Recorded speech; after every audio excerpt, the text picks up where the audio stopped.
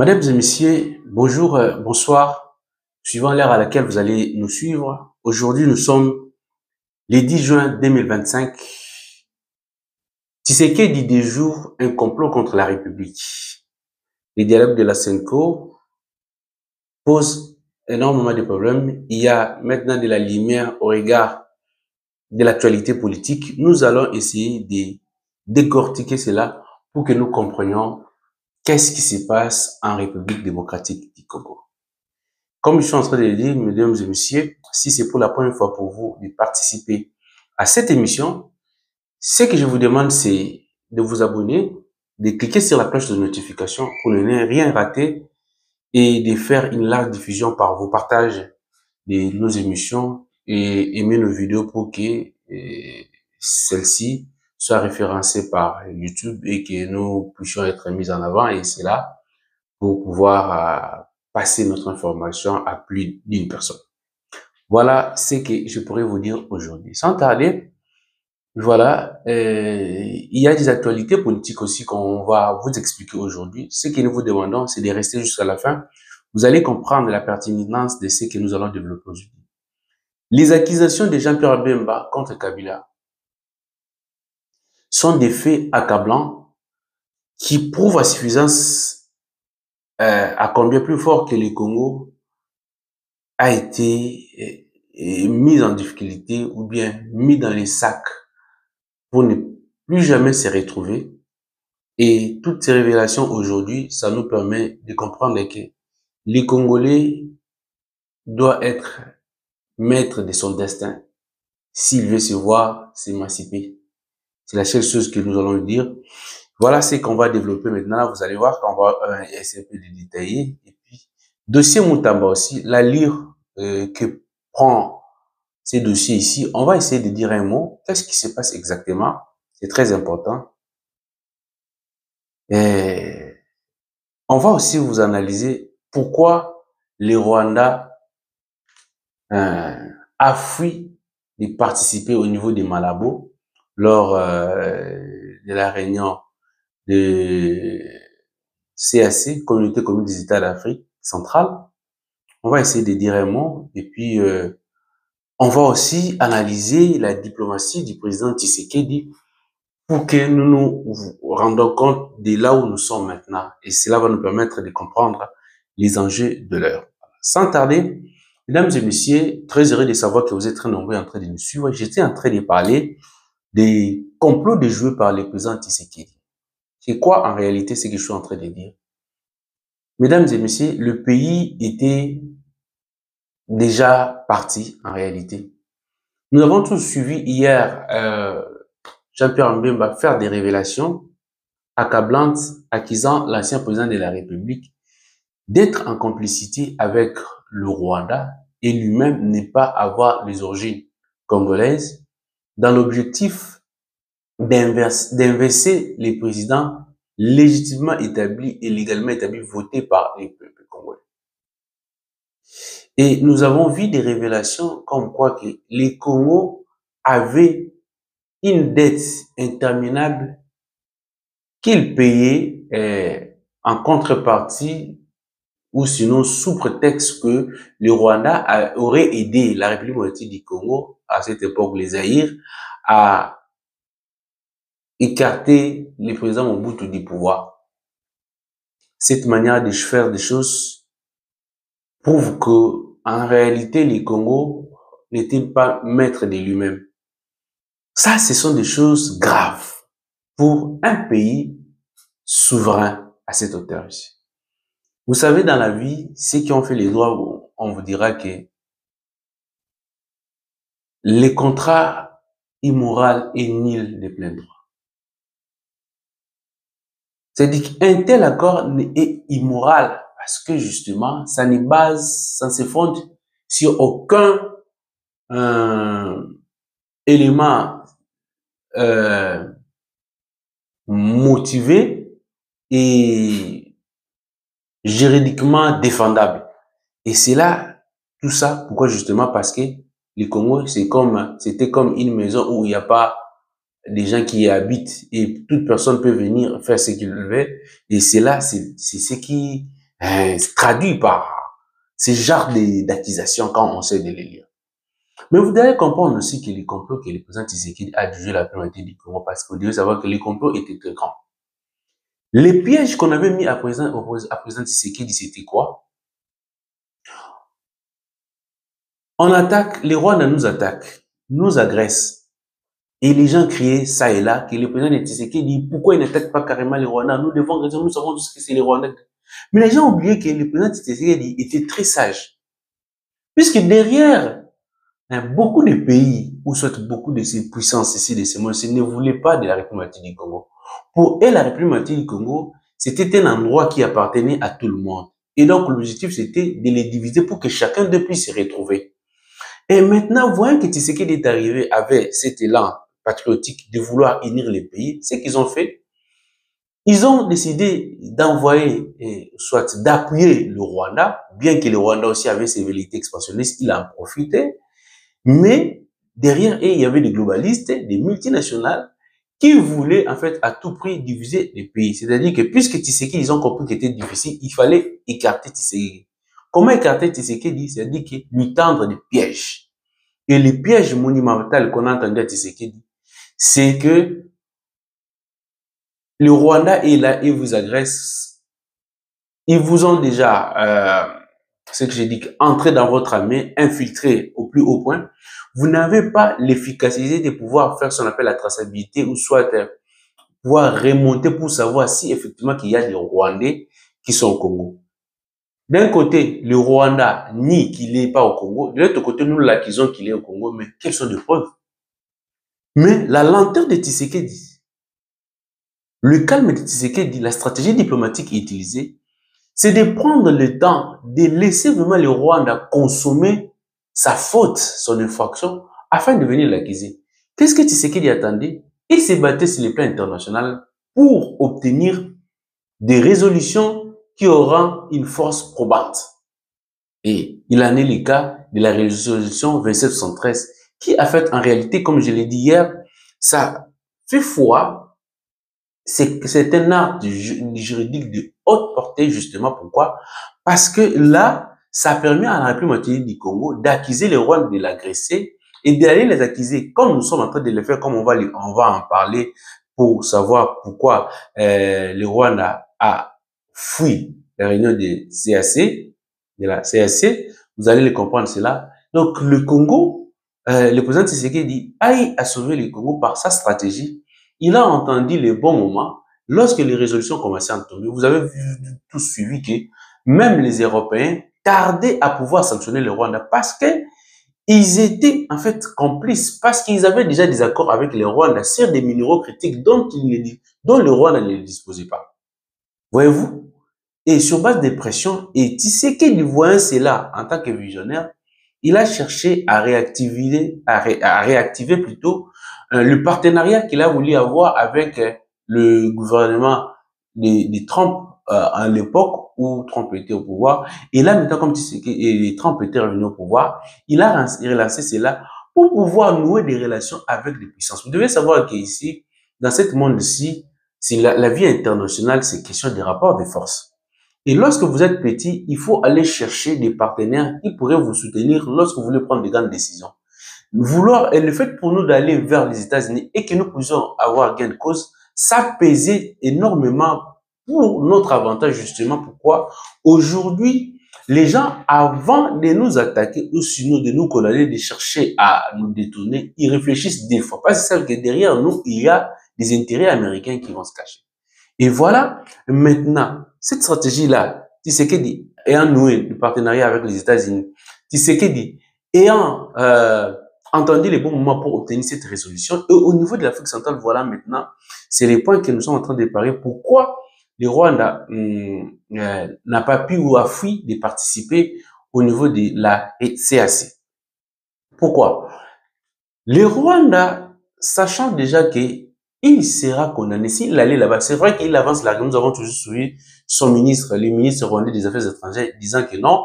C'est-à-dire que le fait pour la RDC de manipuler tous ces États-là de l'organisation, de la communauté des États économiques des Afriques centrales, et donc il a manipulé pour faire perdre au Rwanda son poste, alors que c'est rotatif, c'est en tenant compte d'alphabet, et ça tombait le tour du Rwanda, alors qu'ils ont violé, il estime qu'ils ont violé les traités instituant la CAC. Or, l'argumentaire de la RDC est tellement fondé, c'est-à-dire que vous ne pouvez pas vouloir respecter un instrument juridique en partie. Si vous voulez que vos droits soient respectés, vous devez aussi respecter, vous acquitter vos obligations. L'une des obligations, c'est-à-dire que la non-ingérence dans les affaires d'autrui et puis la non-agression, pacte de non-agression. Vous ne pouvez pas agresser un État membre. Le Rwanda ayant agressé l'État membre, il ne peut pas refuser. Le Rwanda tente de manipuler. Or, cette rhétorique-là ne peut plus réussir justement, puisque comme je viens de vous le dire, il y a maintenant un acte juridique de haute portée sur le plan international qui est la résolution 2673 qui non seulement a été votée, mais a été votée à l'unanimité. Le fait que nous ayons maintenant cette résolution-là, c'est un argument d'autorité, c'est-à-dire que le Rwanda n'a plus de raison avancée, il n'a qu'à quitter la République démocratique du Congo pour qu'il puisse encore revenir sur les plans régional, sous-régional, voire international. Parce que cette accusation-là va l'attacher aussi longtemps qu'il ne va pas se soumettre aux exigences du Conseil de sécurité, mais aussi de toutes ces organisations sous-régionales et régionales. Et donc, l'argument d'autorité que nous avons passé, c'est-à-dire que le respect de l'instrument juridique dans son intégralité pour que les traités ou soit l'instrument juridique ne perdent pas sa portée d'une loi. Donc, voilà l'argumentaire que nous avons avancé qui a balayé d'un revers de la main les arguments avancés par la partie rwandaise. Donc, le Rwanda s'est retiré justement parce qu'il avait peur que s'il va là-bas, on allait les condamner. Il sera mis en jugement pour lui poser la question, pourquoi vous allez agresser la République du Congo? Vous voyez déjà, c'est là, il a compris qu'il était déjà perdant. Ils ont préféré les se retirer pour donner des prétextes que le Congo a empêché, a manipulé les États. Alors que l'argument que le Congo a avancé, c'est-à-dire aucun État ne pouvait aller outre, justement parce qu'il y a une résolution qui est là. Il y a des preuves des rapports des Nations Unies qui attestent que le Rwanda est agressé. C'est lui qui agresse la République du Congo avec ses supplétifs de quelques Congolais manipulés. Voyez-vous, de ce point-là, que c'est déjà un complot déjoué par la République démocratique. Un autre problème encore majeur, il s'agit de la CENCO. La CENCO, d'après en croire les révélations faites par Jean-Pierre Bemba, alors en ce temps-là, il était ministre de la Défense disposant de certains secrets des renseignements qui étaient à sa disposition. Il démontre très clairement que le plan de la CENCO était de vouloir investir, regardez ce dialogue-là, pour investir les pouvoirs de Tshisekedi. Justement pourquoi? Parce qu'ils estiment que Tshisekedi leur a fait perdre beaucoup d'argent avec cette affaire de gratuité d'enseignement. Donc déjà, partant de cette idée-là, nous comprenons tout de suite que la CENCO ne sont pas des gens qui veulent le développement d'un État. Ce ne sont que des simples structures, ça confirme exactement, ce sont des structures privées qui ne travaillent que pour leurs propres intérêts. Tenez, vous devez savoir que la gratuité de l'enseignement, ce n'est pas l'apanage, ce n'est pas le don du président Tshisekedi. C'est une exigence constitutionnelle, mais aussi même les instruments internationaux nous l'imposent. Nous avons ratifié certaines déclarations internationales des droits de l'homme, que ce soit au niveau de l'UNESCO, qui demandent à ce qui prônent à ce qu'il y ait la gratuité de l'enseignement au niveau de l'école maternelle primaire. Donc, c'est une obligation que nous n'arrivons pas à respecter. C'est-à-dire que nous sommes en train de violer non seulement notre constitution, même des traités que nous-mêmes nous avons ratifiés. Mais maintenant, le président Tshisekedi, qui veut maintenant faire respecter la constitution et les traités pour que nous soyons sérieux? Déjà, vous savez que le fait pour nous de mettre cette gratuité-là, ça, c'est un élément qui a joué aussi sur le plan international pour que nous devenions crédibles. Vous comprenez? Un État crédible, c'est un État qui gère l'avenir. L'avenir, c'est la jeunesse, les enfants. Mais vous n'encadrez pas des enfants. Vous imaginez que dès la première année, il y a eu déjà 4 millions d'enfants qui ont repris le chemin de l'école. Et comment maintenant la CENCO pouvait s'opposer, soit haïr Tshisekedi au point de chercher à lui inverser du pouvoir, de quel droit et de quel pouvoir? Je vais encore vous rappeler encore une chose, vous devez savoir que la CENCO n'est qu'une association qui est régie par la loi congolaise de 2015 qui organise les associations, les établissements d'utilité, les associations et puis des établissements d'utilité publique. Cette loi-là stipule très clairement que nous disposons des catégories de confessionnels. Nous avons des associations confessionnelles des droits congolais et des associations confessionnelles des droits étrangers. Quelles sont les associations confessionnelles des droits congolais? Ce sont des associations confessionnelles qui ont leur siège en République du Congo et des succursales ailleurs. Et celles étrangères, ce sont celles qui ont des sièges à l'étranger. Donc, ce ne sont pas des associations congolaises. Puisque vous devez savoir que des associations, ce sont des personnes morales qui ont aussi des nationalités. Et cela, alors qu'on a la nationalité d'une société, ça dépend de son siège. Et la SENCO étant une structure, sous-structure de l'Église catholique qui est une association des droits étrangers, ne peut pas s'ingérer sur les affaires d'un État. C'est une violation des principes de la non-ingérence parce que justement, en tenant compte que l'Église catholique est un État au même titre que la République du Congo qui sont régis par des principes généraux du droit international public, justement la non-ingérence dans les affaires intérieures d'un État.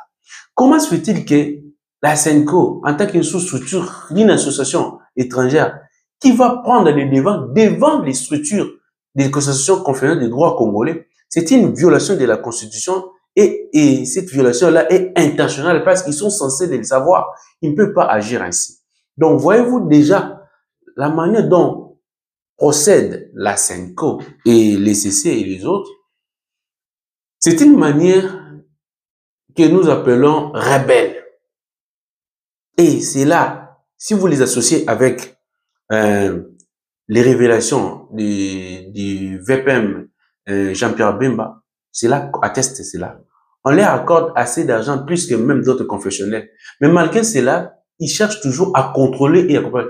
Ils sont en train de confondre les moments. Ils pensent que nous sommes encore à l'époque coloniale où l'Église était au-dessus de l'État, alors que les choses ont déjà changé depuis très longtemps. Et le Congo, après notre dynamique, nous sommes en train d'évoluer pour que nous puissions nous émanciper. Ravir les Congo qui étaient entre les mains des imposteurs. Et voilà, cela atteste que la SENCO, cette démarche de la SENCO ne peut pas aboutir si seulement ça reste dans leur manière de faire. Moi, j'estime que oui, il est effectivement que le président de la République doit réunir ses filles et fils pour parler Congo. Mais c'est le président de la République qui doit organiser, convoquer sous son leadership et ses lignes de conduite. Ce n'est pas une structure privée qui peut venir diriger tout un État. Là, c'est une humiliation. C'est la honte. C'est-à-dire qu'on ne peut pas accepter comme ça. Chaque Congolais est pris de patriotisme et de bonne foi ne peut pas accepter cela. Peu importe nos tendances, nous devons comprendre, nous devons mettre notre pays en valeur. Nous devons faire respecter notre pays. Le respect commence par tous ces éléments-là internes avant que les gens à l'extérieur puissent vous respecter. Puisque d'ailleurs, même l'État, dans son fonctionnement, il fonctionne vis-à-vis des États en élaborant ce qu'on appelle la politique intérieure. C'est ça, c'est ce qu'on appelle la politique étrangère. La politique étrangère d'un État, c'est la politique intérieure d'un État vis-à-vis des États tierces. C'est-à-dire que la politique que nous appliquons vis-à-vis d'autres pays, c'est une politique intérieure qu'on a élaborée, qu'on a décidé comment nous allons nous comporter face à tel pays, face à tel système. Nous devons avoir cela en tête et que les Congolais doivent comprendre cela pour protéger le pays. Cette fois-ci, nous devons aller de l'avant. Voilà ce que nous pourrions vous dire. Mais avant de terminer cela, on ne peut pas laisser comme pour vous dire un mot sur le dossier Moutamba. Il est vrai que les accusations telles que nous avons suivies, qu'il y a un réquisitoire du procureur par la Cour de cassation demandant l'autorisation de poursuite, la levée des immunités pour des poursuites contre le ministre Moutamba. Il est vrai de la lecture des contenus de cela, si cela s'avérait vrai, tout ce contenu, parce que toute personne est bénéficiaire de la présomption d'innocence, et donc ça sera une humiliation et une honte pour nous qui soutenons Constant Moutamba. Donc, sur le plan des droits, ça sera une humiliation. Mais au-delà de tout, prenons ça aussi dans l'angle politique. Si on prend ça sur l'angle politique, nous devons savoir que qu'est-ce qui a fait que le dossier de Moutamba puisse aller très vite, mais lorsque nous regardons le montant, sans pour autant minimiser le fait qu'on vole ne serait-ce $1, au regard de la préséance des dossiers qui sont là en vogue, alors que Moutamba est en train de faire peur à plus d'une personne, surtout des autorités, qui cherchent à voler. En ce moment-ci, il y a des dossiers pendant que lui est en train de suivre, cherchant comment mater les voleurs de la République, mais ces dossiers surgissent pour pouvoir le mater. Moi, je pense qu'il y a quelque chose qui se cache derrière que le président de la République, en tant que garant des bons fonctionnaires des institutions et père de la nation, doit essayer d'ouvrir l'œil et le bon pour chercher à comprendre. Si seulement c'est les droits, il faut le faire. Mais je pense que sur le plan politique aussi, on peut faire des choses autrement. Pour pouvoir protéger la République qui a fait confiance à certaines personnes, oui, il peut y avoir des erreurs, des fautes. Il y a certaines fautes qu'on peut les corriger. On corrige la personne sans pour autant qu'on le laisse devant la clameur publique qui va fragiliser encore les institutions de l'État. On va faire encore marche en arrière. Mais, puisqu'il s'agit de la justice, nous allons voir. Et le président de la République, son silence, c'est ça son point fort. Il vous laisse faire. Si ce sont des comptes à rendre, c'est la fin qui va justifier les moyens. Et nous le saurons. On garde notre calme, on attend voir ce qui va se passer. Mais quant à nous, nous espérons que les choses soient sur le bon chemin, ça soit uniquement pour des questions de droit et non pas des comptes à rendre. Voilà ce que nous pouvons vous dire, très chers internautes. Nous sommes très heureux de savoir que vous êtes très nombreux en train de nous suivre.